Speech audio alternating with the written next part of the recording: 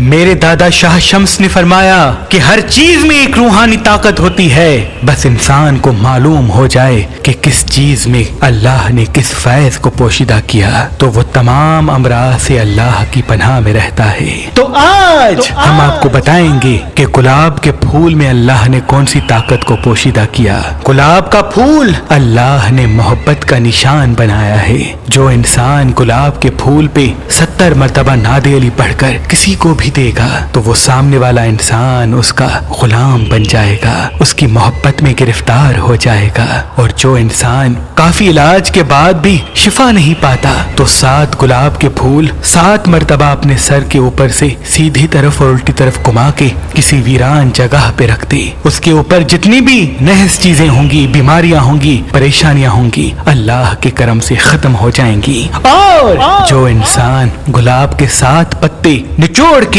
اس کا پانی نکالے اور اس پہ یا معز و یا ودود 207 مرتبہ پڑھ لے اور پھر وہ پانی کسی میٹھی یا ٹھنڈی چیز میں کسی انسان کو کھلائے تو جب بھی اس سے بات کرے گا وہ سامنے والا انسان اس کو عزت کی نگاہ سے دیکھے گا۔ اور اگر کوئی انسان گلاب کے پتوں کا امام ضامن بنائے اور اس پہ 207 مرتبہ نعت علی صغیر پڑھ لے، پھر وہ جہاں جہاں جائے گا تو نہ چاہتے ہوئے بھی لوگوں کی توجہ کا مرکز بنے گا اور یوں وہ عزت، رزق اور خوشحالی میں رونق پاتا رہے گا۔